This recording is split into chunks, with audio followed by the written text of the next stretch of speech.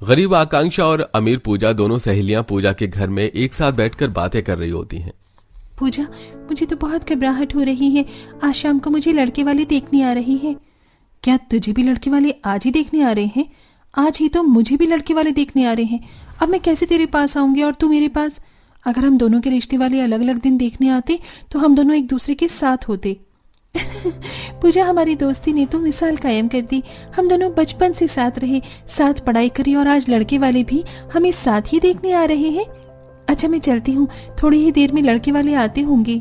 इतना बोलकर आकांक्षा वहां से चली जाती है और कुछ देर में गरीब आकांक्षा उसके अमीर दोस्त पूजा को देखने के लिए लड़के वाले आते हैं और दोनों ही सहेलियों का रिश्ता पक्का हो जाता है। समय यूं ही गुजरता है और एक दिन।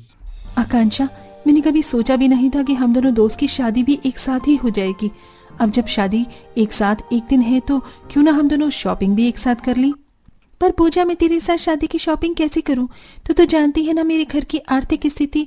हम तेरे जितने अमीर नहीं हैं। जानती हूँ, पर क्या दोस्ती हमने पैसा देखकर करी थी? नहीं ना। अब जब हम दोनों दोस्त की शादी एक साथ हो रही है तो हम अपनी शादी का लहंगा भी एक साथ लेंगे। पैसों की फिक्र मत कर आंटी जी, जल्दी से तैयार हो जाइए, शादी का लहंगा लेने के लिए जाना है। इतना बोलकर पूजा घर से बाहर आती है तो उसे उसकी माँ मिल जाती है। अरे बेटा, तू इस गरीब को अपने साथ लेकर क्यों जा रही है? उनकी हैसियत नहीं है हमारे साथ चलने की। मुझे तो तुम दोनों की दोस्ती भी बर्दाश्त नहीं। माँ, मैंने आपसे कितनी बार बोला है कि मेरी दोस्त के लिए ऐसी बातें मत किया करो। अगर आपने फिर कभी मेरी दोस्त को ऐसा कुछ भी कहा तो मैं भूल जाऊंगी कि आप मेरी माँ हैं। पूजा की बातें सुनकर शांति चुप हो जाती है और थोड़ी देर में पूजा की माँ और आकांक्षा की माँ दोनों ही अपनी बेटियों के साथ बाजार जाने के लिए तैयार हो जाते हैं और कुछ ही देर में दोनों सास भी आ जाती हैं और दोनों दोस्त अपने अपने परिवार के साथ एक बड़ी सी दुकान में जाते हैं। आकांक्षा, ये दुकान तो बहुत बड़ी है और मेरे पास सिर्फ 10,000 रुपए हैं। इस 10,000 में मुझे न सिर्फ तेरे लिए शादी का लहंगा लेना है बल्कि तेरी शादी का सारा सामान भी खरीदना है। माँ, तुम फिक्र मत करो, मैं यहाँ से कुछ नहीं लूंगी। आकांक्षा, तुम आंटी से क्या बात कर रही हो? इधर देखो, कितने अच्छे लहंगे हैं। यहाँ सिर्फ स्टार्टिंग 40,000 से है ना? कितनी सस्ती दुकान। हाँ भैया, आप ना मेरी चांद जैसी बहू के लिए कोई चांद सा लहंगा दिखाना जिसमें मेरी बहू की सुंदरता दुगनी हो जाए। शोभा के कहने पर दुकान वाला 1 लाख तक का लहंगा निकाल कर रख देता है और पूरा परिवार उसमें से लहंगा पसंद करने लगता है। पर आकांक्षा और सुमित्रा किसी भी लहंगे को नहीं देखती। भाभी, ये रेड वाला लहंगा मुझे अच्छा लग रहा है, आप एक बार ट्राई करके देखो ना। हाँ बहू, ये लहंगा तो मुझे भी बहुत अच्छा लग रहा है, तू एक बार ट्राई करके आ। और आकांक्षा बेटा, तुम अपने लिए लहंगा क्यों नहीं पसंद कर रही हो? तुम दोनों दोस्त की शादी एक साथ है, एक दूसरे की मदद करवाओ लहंगा पसंद करने में। नहीं बहन, हमें यहाँ का लहंगा पसंद नहीं आ रहा, हम कहीं और से देखेंगे। अरे बहन, साफ साफ क्यों नहीं कह देती कि ये सारे लहंगे तुम्हारी औकात से बाहर है। बहन, ऐसे आप क्यों बोलती हो? कोई अमीर होता है तो कोई गरीब, पर हर माँ बाप अपनी बेटी के लिए अच्छा ही लहंगा लेते हैं। कोई बात नहीं बहन, तुम्हें यहाँ पसंद नहीं आ रहा तो हम किसी दूसरी दुकान में चलेंगे। शोभा की बात सुनकर सुमित्रा और आकांक्षा चुपचाप खड़ी हो जाती हैं। कुछ ही देर में पूजा 3-4 लहंगे ट्राई करती है और उसमें से वो एक लहंगा अपने लिए पसंद कर लेती है। आकांक्षा, मेरा ये लहंगा अच्छा तो लग रहा है ना? पर तूने तो अपने लिए लहंगा ही नहीं पसंद किया। तुझे यहाँ लहंगा पसंद नहीं आ रहा है ना? चल हम दूसरी दुकान में चलते हैं। इतना बोलकर आकांक्षा पूरे परिवार के साथ दूसरी दुकान में जाती है। वो दुकान ज्यादा बड़ी तो नहीं थी, पर आकांक्षा और सुमित्रा के बजट के बाहर थी। आकांक्षा, तू अपने लिए ये वाला लहंगा ले, ये लहंगा तुझ पर बहुत अच्छा लगेगा। और देख, ये सिर्फ 30,000 रुपए का भी है। पूजा बेटा, रहने दो, आकांक्षा के लिए लहंगा तुमने अपने लिए ले लिया, काफी है। मेरे एक जानकार की दुकान है, मैं सोच रही हूँ आकांक्षा के लिए वहीं से लहंगा ले लूं। इसे उस दुकान के अलावा कहीं और का कपड़ा पसंद नहीं आता। अरे बहन, क्यों झूठ बोलती हो? सीधा सीधा क्यों नहीं बोल देती कि तुम दर्जी हो, इसीलिए पैसे बचाना चाहती हो? माँ, आकांक्षा मेरी दोस्त है और ये बात मैं भी जानती हूँ, इसलिए आप कुछ ना बोले तो ज्यादा अच्छा है। कोई बात नहीं आंटी, अब हम घर चलते हैं। आप कल परसों से उसी दुकान पर चली जाना जहाँ के कपड़े आकांक्षा को पसंद हैं। पूजा सुमित्रा की परेशानी को समझ लेती है और कुछ देर बाद सभी लोग अपने अपने घर जाते हैं और अगले ही दिन सुमित्रा अपनी बेटी के साथ मार्केट जाती है। पर मार्केट के बाहर एक डमी में 2 लाख का लहंगा पहन रखा था और वो आकांक्षा को बहुत पसंद आता है। माँ, वो लहंगा कितना सुंदर है ना? अगर मेरे पास पूजा जितने पैसे होते तो मैं यही लहंगा लेती। कोई बात नहीं बेटा, एक दिन तू भी अपनी दोस्त की तरह महंगे कपड़े पहन सकेगी। अपनी बेटी की चेहरे की मुस्कान को देखकर सुमित्रा अब वैसे ही लहंगा बनाने की ठान लेती है और मार्केट से मैरून कलर का कपड़ा, नेट और लहंगा बनाने के लिए सारा सामान लेकर घर आती है और उसी दिन सिलाई करने के लिए बैठ जाती है। इसी तरह एक हफ्ता बीत जाता है और एक हफ्ते बाद पूजा हाथों में अपने लहंगे का कपड़ा लिए सुमित्रा के पास आती है। आंटी, आप पिछले एक हफ्ते से कंटिन्यू सिलाई कर रही हैं। आपके पास ज़रा भी टाइम नहीं है, लेकिन फिर भी मैं चाहती हूँ कि आप मेरा ब्लाउज़ बनाएं। माफ़ करना बेटा, मैं कभी भी तुम्हारे कपड़े सिलने से मना नहीं करती, पर कुछ ही दिनों में तुम दोनों की शादी है और मेरे पास बहुत काम है। कोई बात नहीं आंटी, मैं समझ सकती हूँ, मैं कहीं और से ब्लाउज़ सिलवा लूँगी। इतना बोलकर पूजा अपने लहंगे का ब्लाउज देने के लिए कहीं और चली जाती है। समय यूं ही गुजरता है और देखते ही देखते दोनों ही दोस्त की शादी का दिन आ जाता है। जहां आकांक्षा अपने घर में तैयार हो रही होती है तो वहीं अमीर पूजा भी घर के बाहर अच्छे से तैयार होकर फोटोशूट करवा रही होती है और तभी उसकी नजर अपनी दोस्त पर पड़ती है और वो आकांक्षा को आवाज देती है। आकांक्षा अपनी दोस्त की आवाज सुनकर कमरे से बाहर पर आती है। OMG, आकांक्षा, ये लहंगा आंटी ने सिला है। ये लहंगा तो तुम पर बहुत अच्छा लग रहा है। इस लहंगे को देखकर कोई नहीं कह सकता कि ये लहंगा आंटी ने अपने हाथों से सिला है। तेरा लहंगा भी बहुत अच्छा लग रहा है पूजा। मेरी दोस्त को किसी की नजर न लगे। जिसकी तुम जैसी दोस्त हो तो उसे नजर कैसे ना लगे। आ मेरी लाडो रानी, में तेरी नजर उतार दूं। इतना बोलकर शांति एक बड़ा सा दिया जलाती है और अपनी बेटी की लाल मिर्च से नजर उतारकर उस दिए में डाल देती है। जैसे ही लाल मिर्च उस दिए में जाता है तो उसकी आग बढ़ जाती है और वो आग पूजा की चुन्नी में लग जाती है और चुन्नी से कब लहंगे में आग पकड़ लेती है किसी को पता ही नहीं चलता। अरे ये क्या हो गया बेटी, तो फिक्र मत कर, मैं कुछ करती हूँ। ये नजारा देख सब डर जाते हैं। शांति को कुछ समझ नहीं आता और पास में बाल्टी में पानी देखकर जल्दी से अपनी बेटी के ऊपर में पानी डाल देती है। आग तो शांत हो जाती है पर बेचारी पूजा का लहंगा जल जाता है और तभी वहां सुमित्रा और आकांक्षा आती है। माँ, अब मैं क्या करूं? आज ही मेरी शादी है, कुछ ही देर में बारात आ जाएगी और मेरा लहंगा खराब हो गया। बेटा तू फिक्र मत कर, सेम कलर का कपड़ा मेरे पास रखा है, मैं अभी तेरा लहंगा ठीक कर देती हूँ, बस मुझे आधा घंटा दे। सुमित्रा, मैं तुम्हारी गरीबी का मजाक बनाती रही। मैं हमेशा इसी कोशिश में रही कि तेरी बेटी और तू हमसे दूर रहे, और आज जब इतनी बड़ी मुसीबत हमारे सर आई है तो तू बिना सोचे समझे मेरी मदद कर रही है, जबकि आज तेरी भी बेटी की शादी है। शांति, मैंने आकांक्षा और पूजा में कभी भी फर्क नहीं किया। दोनों ही मेरी बेटी हैं और आज दोनों की ही शादी है। मैं नहीं चाहती कि उनकी शादी खराब हो, और अब तू फिक्र मत कर, मैं हूं ना। इस तरह सुमित्रा पूजा का जल्दी से लहंगा उतरवा देती है और घर जाकर जली हुई जगह पर दूसरा कपड़ा लगाती है और कपड़े में किसी को जोड़ या जला नजर न आए इसलिए उस जगह पर अपने हाथों से डिजाइन बनाती है और कुछ देर में ही लहंगा बिल्कुल ठीक हो जाता है। आपने तो कमाल कर दिया आंटी, मेरा लहंगा तो पहले से भी ज्यादा सुंदर हो गया। काश कि मैं 1.5 लाख का लहंगा न लेकर आपसे ही सिलवा लेती। वैसे भी मेरे लहंगे से अच्छा तो आकांक्षा का लहंगा है, पर आपका हाथ लगने के बाद अब मेरा लहंगा ज्यादा अच्छा हो गया। सुमित्रा, तेरा बहुत बहुत शुक्रिया हमारी इतनी मदद करने के लिए। आंटी जी, आप ऐसी बातें बोलकर हमें शर्मिंदा कर रही हैं। कुछ देर में बारात आती होगी, घर में भी मेहमान हैं। आप शादी की तैयारी पर ध्यान दीजिए।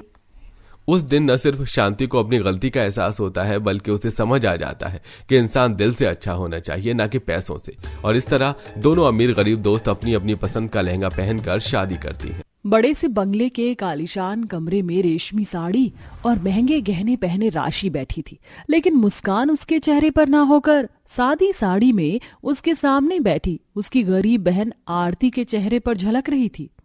सच में दीदी, ससुराल का पहला दिन तो मुझे जिंदगी भर याद रहेगा। चलो अब आप बताओ कि आपका ससुराल में पहला दिन कैसा था? क्या बताऊं आरती, मैं तो कुछ कहने लायक ही नहीं रही।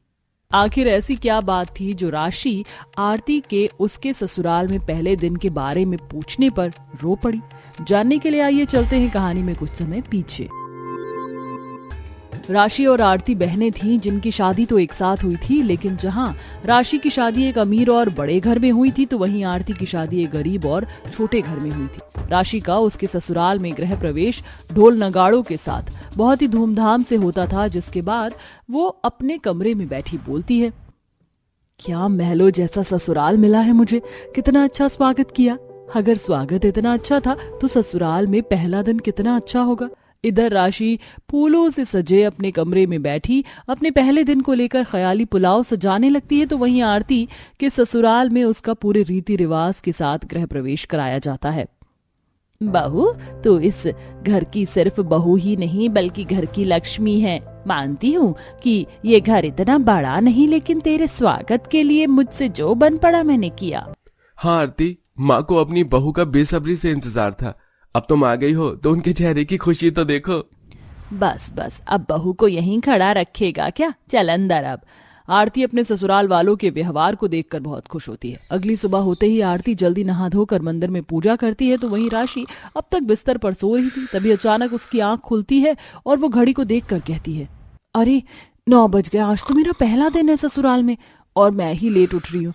अरे कितनी तैयारी करनी है, चल चल होश में आ राशि।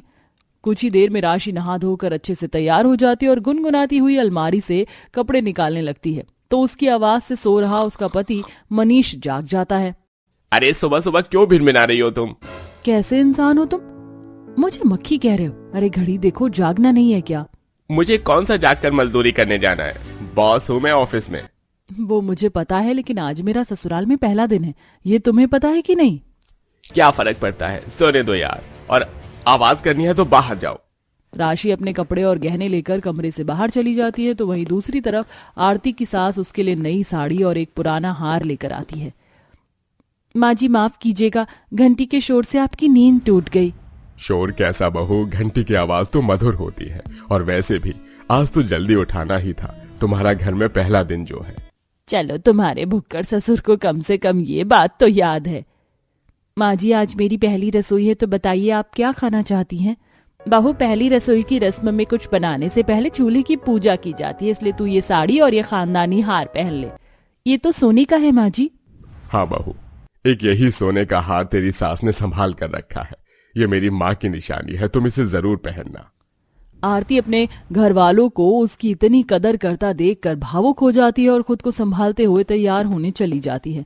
इधर राशि नई और भारी साड़ी और गहने पहनकर अपनी सास के पास जाती है। माँ जी मैं कैसी लग रही हूँ? ये साड़ी और गहने ठीक है या दूसरे पहनो? अरे तेरे दिल में जो आए वो पहन बहू, यहाँ तुझे कोई कमी थोड़े है। हाँ ये तो सही कहा आपने, लेकिन माँ जी आज मेरी पहली रसोई की रस्म है, मुझे समझ नहीं आ रहा है कि हलवा बनाऊं या खीर। राशि बोल ही रही होती है कि तभी उसकी ननद शिखा वहां आती है और अपनी माँ को फोन में कुछ दिखाने लगती है और कुछ देर बाद राशि फिर से वही सवाल करती है। माँ जी आपने बताया नहीं कि मैं हलवा बनाऊं या खीर। बहू तुझे जो बनाना है बना, बस मेरा दिमाग मत खा। हाँ भाभी, और बनाना क्यों है? आप नौकरों को कह दो या फिर ऑर्डर करके मंगवा भी सकती हो, क्यों फालतू में इतनी मेहनत करोगी? अपनी सास और ननद की बातें सुनकर शिखा समझ जाती है उसके ससुराल वालों को उसकी पहली रसोई को लेकर कोई दिलचस्पी नहीं थी। वो मायूस होकर अपने कमरे में लौट जाती है। वहीं दूसरी ओर शाम के समय आरती अपने कमरे में आराम कर रही होती है, तभी कदमों की आहट से वो जाग जाती है। क्या हुआ माँ जी, कोई काम था आपको? बताइए मैं कर देती हूँ। अरे बहू आराम से बैठ, और तू जाग क्यों गई? मैं तो ये कहने आई थी कि शाम को मुंह दिखाई की रस्म के लिए पड़ोसने घर आएंगी। ठीक है माँ जी, मैं तैयार रहूंगी, लेकिन माँ जी उनके लिए चाय नाश्ता भी तो बनाना होगा ना, पहले मैं वो बना लूंगी। उसकी चिंता तुम मत करो, माँ और मैं मिलकर सब देख लेंगे, वैसे भी नई बहू से इतना काम नहीं करवाते। सच में कितना अच्छा ससुराल मिला है मुझे, सबको मेरी कितनी फिक्र है। जहां आरती अपने ससुराल वालों का व्यवहार और उसके लिए प्यार देख खुश थी, तो वहीं राशि अकेले कमरे में बैठी बोर हो रही थी। इसीलिए वो टहलने के लिए गार्डन में चली जाती है, जहां आस पड़ोस की औरतें उसे देखते हुए जा रही थी। ये सब मुझे क्यों देख रही हैं? ज्यादा सुंदर दिख रही हूँ क्या मैं? हे भगवान, आज तो मेरी मुंह दिखाई भी होनी है और मैं अपना मुंह लेकर गार्डन में घूम रही हूँ। तभी राशि घूंघट करती है और घर के अंदर चली जाती है और सामने से आ रहे अपने पति मनीष से टकरा कर गिर पड़ती है। आए मेरी कमर! अरे तुम क्या आंखें बंद करके चलते हो? मैं आंखें बंद करके नहीं, तुम घूंघट करके चल रही थी और अब मुझ पर चिल्ला रही हो। अरे क्यों शोर मचा रखा है? और बहू तू क्यों जमीन पर पसरी है? माँ जी वो मैं माँ ये घूंघट करके चल रही थी और मुझसे टकरा कर गिर गई। हाँ तो अब भाभी को उठा भी लो भैया, कब तक वो जमीन पर बैठी रहेंगी?